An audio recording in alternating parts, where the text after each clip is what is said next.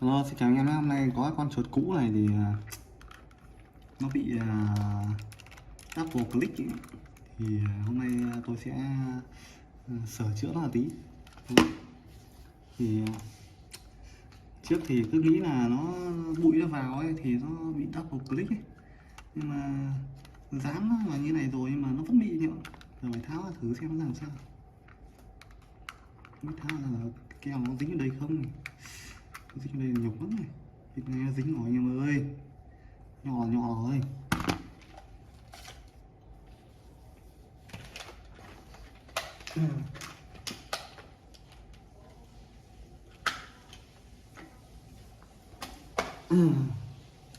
Hiện tại thì không có cái nước tẩy keo ở đây nên là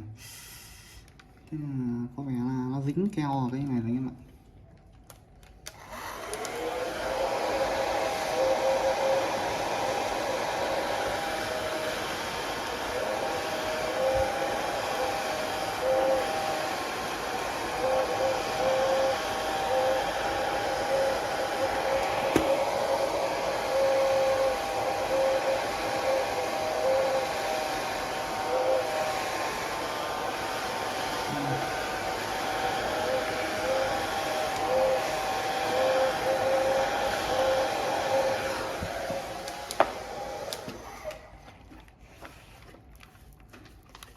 Đường dính keo, nó dính hết keo với bề mặt chuột anh em.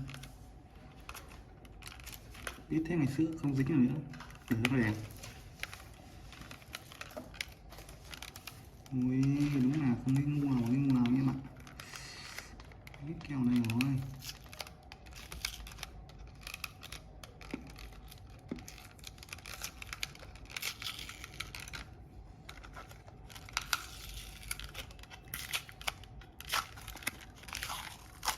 Chuột đang đẹp như thế này rồi. Rất là đẹp. Dính keo chắc là tí sẽ tìm cách để nốt cái keo ra.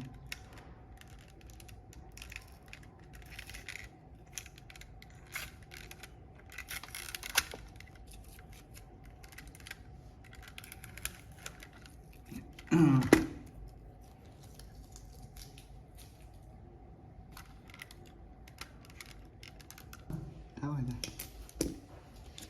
nhấc này ra. Đây là cái bông mạch của em đó nha. Bụi chưa nha, đây là bụi này.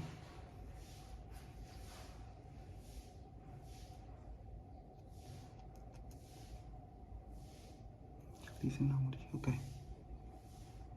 Đây mình đang bị nghiệt con nút không nghiệt mà double click vào này. Sẽ cậy con này ra cho em xem tí nhé.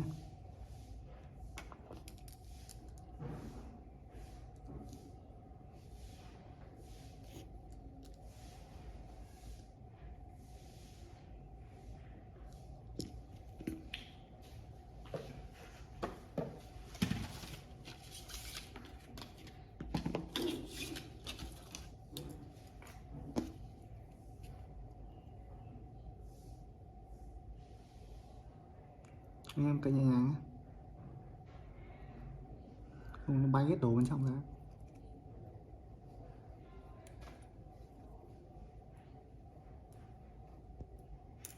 Ý, bay ở đây anh em ạ.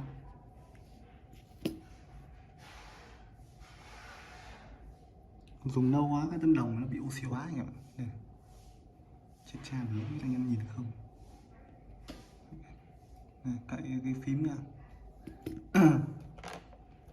Này, tấm đồng bên trong nó bị oxy hóa này anh em phải vệ sinh cái này đi. Vệ sinh cái tích điểm, hai tích điểm này đi ha.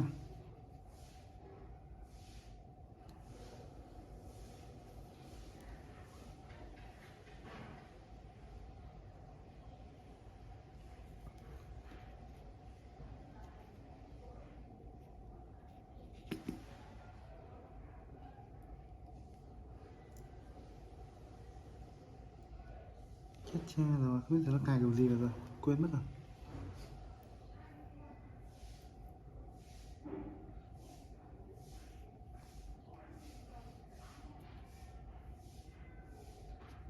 Đấy, cái điểm dưới nó hàn hết rồi, lâu quá. Giờ mình lấy cái gì đó này.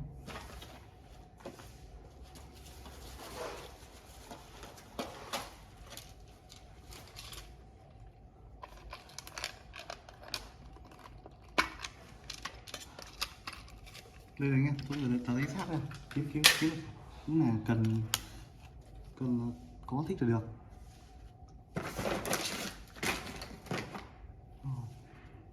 Cái kết là nhỏ lắm mình. Ok, thì Z 2.4 không nhỉ? Em có không nhỉ?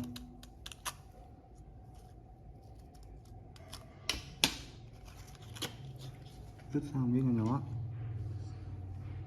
vệ sinh nhé.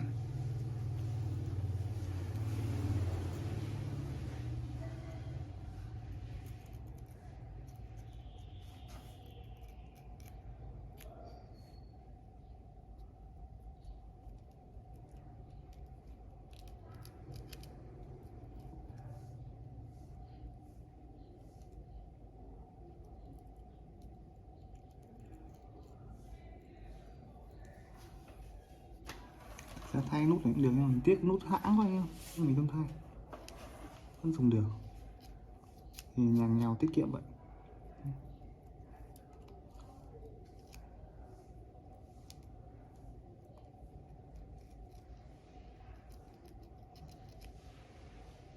Mất zin anh em, quên mất đấy, anh nhìn thấy không,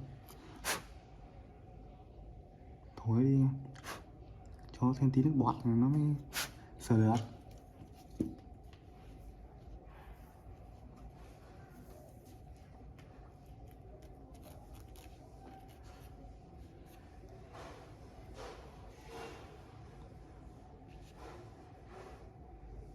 Tiếp điểm này chỗ nào ấy,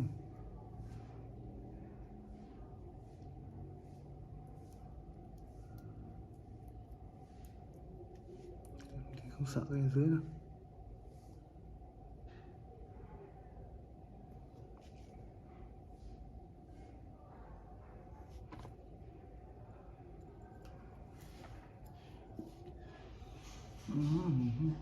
Chết cha cái đầu này.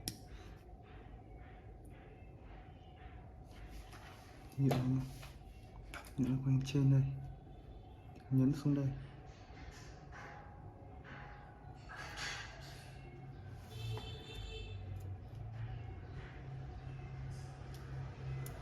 Mình lắp vào theo thế nào nữa.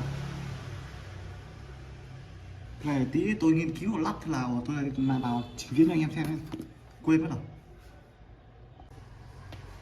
anh em. Sau 1 phút 30 giây tôi đã lắp được cái này vào anh em ạ. Lắp cái lưỡi gà này vào. Ui giời ơi thật là đau đầu. Đây lắp cái này em nhá. Tôi lắp xong rồi nhá. Giờ tôi lắp cái này vào chạy thử đây. Anh em chỉ cần vệ sinh cái nút đây là ok nhá. Anh em có thể lại chạy ngon lành nhé.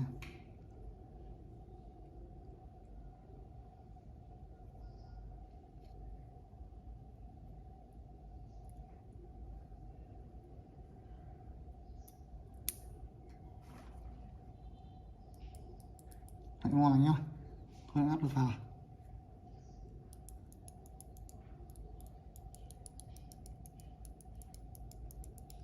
Cái này tính tách rồi. Đó. Bây giờ thì vệ sinh qua thôi.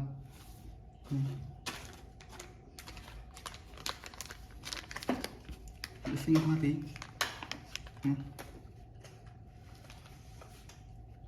Trên không có độ cồn. Rồi, lau tạm.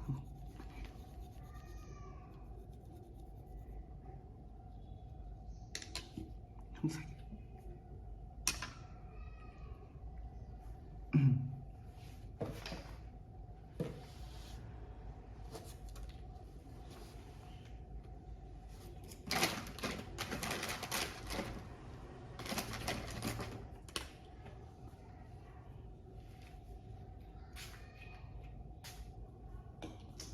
Nghe là có cồn vệ sinh em, nhưng mà thôi rồi, lấy một cái khăn lau kính lau qua chút.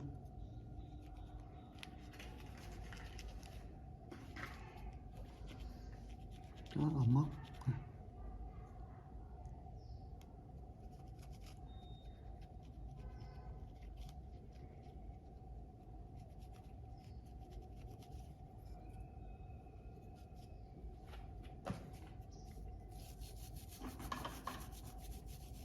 Bụi hai nha.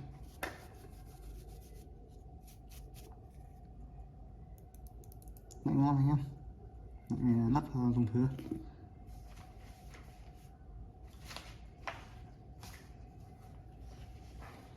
Hơi bắn này.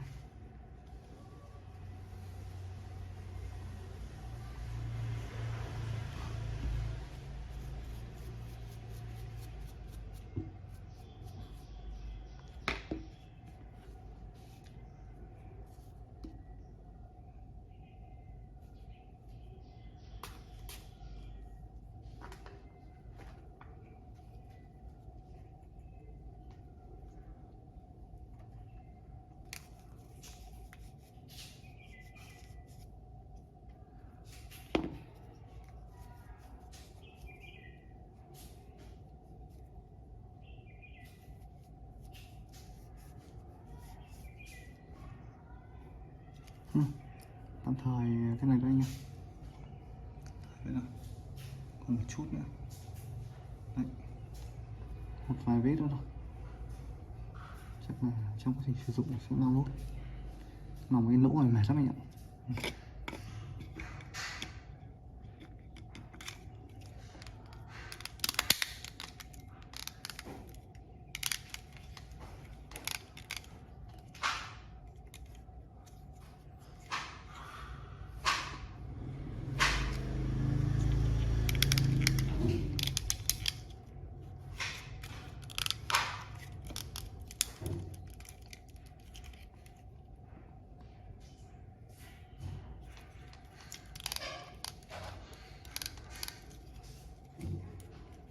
Ô, mình tưởng nó phải vào hết chứ.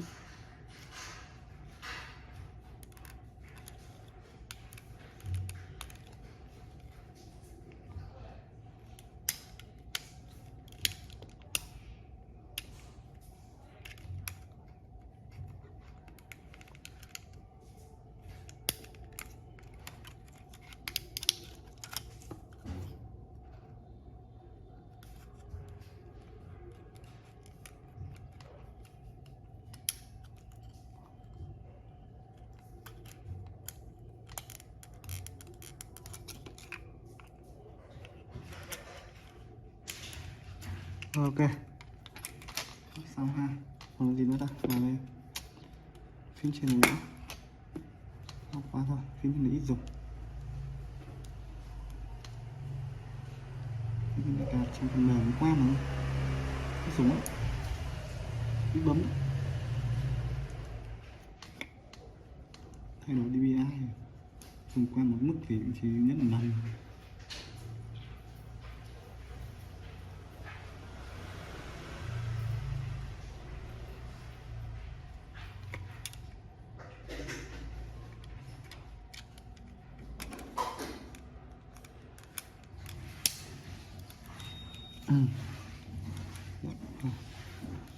Rồi nắp lại xem là nó có còn nó double click chưa.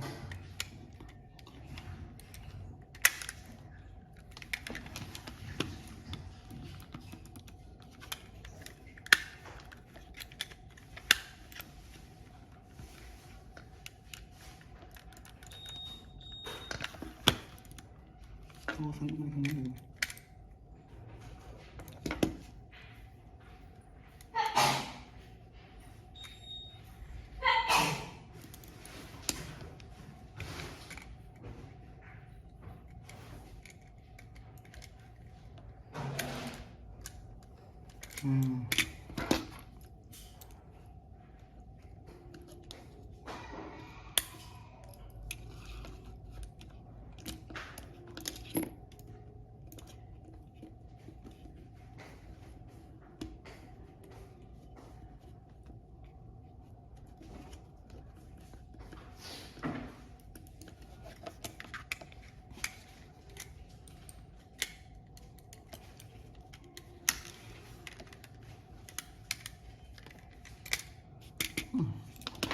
Thế vậy.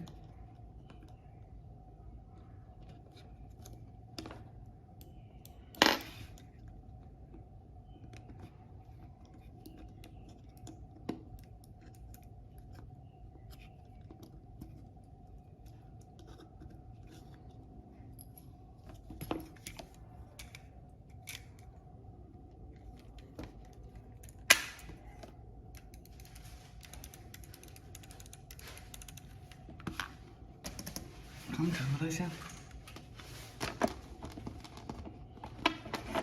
Không thử máy thôi. Này, chuột chúng ta đây.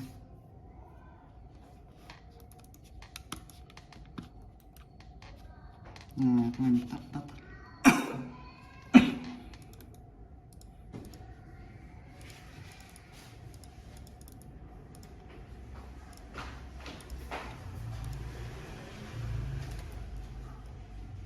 Test chuột.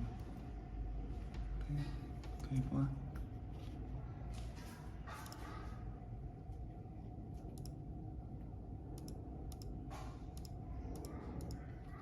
Đây nhá.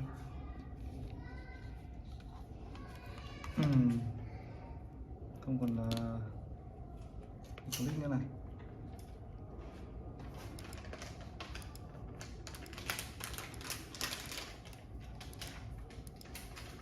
Đấy.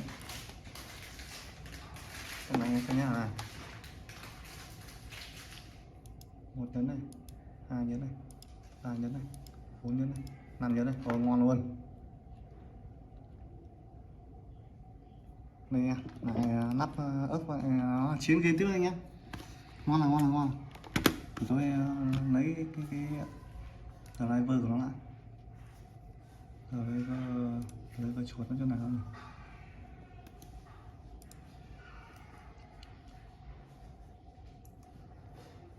Driver chuột. Đây rồi.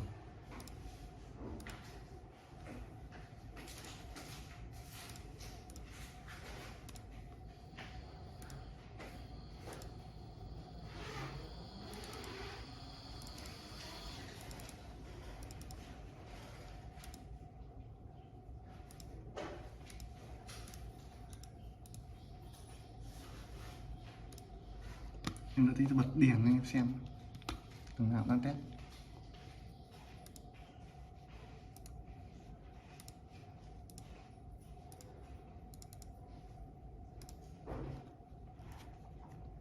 Bật đèn anh em.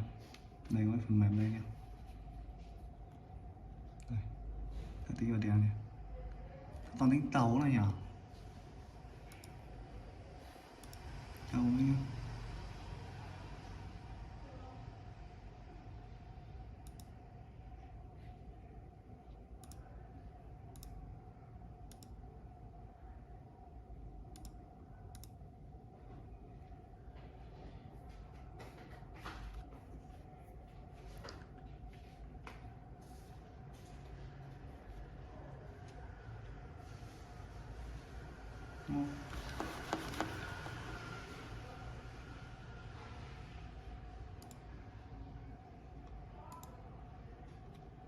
Đấy, ngon anh em.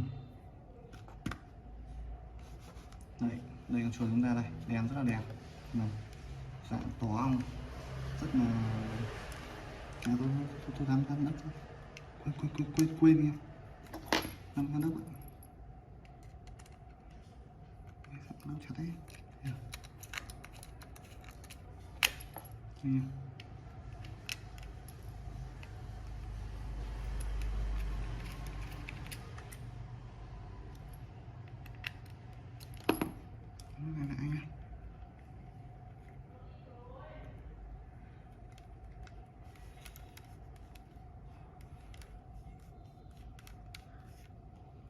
Cái này phải về phải gắn lại.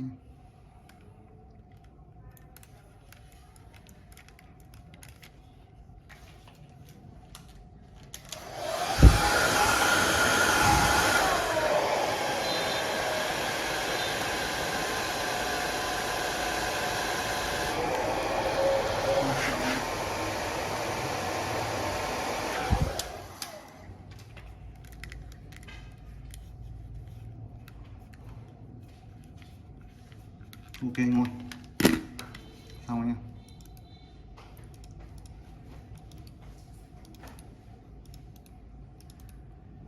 Xem là con chuột này với con chuột này thì đấy, nó cũng đẹp ngang ngang nhau, nhưng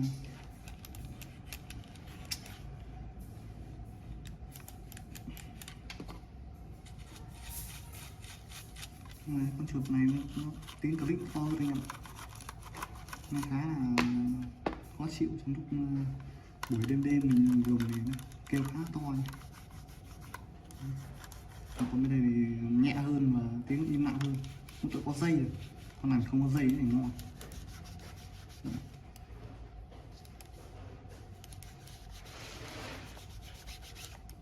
Con này con đắc rêu nhé, đắc rêu nghe M901X nhé. Con này thì của Aco. Đấy, tiếng kêu rất bé này.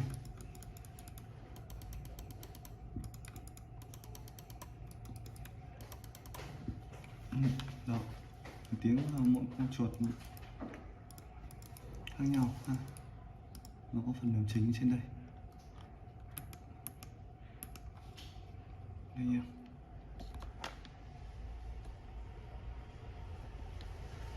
Điều chỉnh trên đây ha. Dùng cái phần mềm điều chỉnh thì ok khác nhau. Đó. Không bị click nữa nào nhé. Dùng ngon đấy. Cảm ơn anh em đã xem video nhé.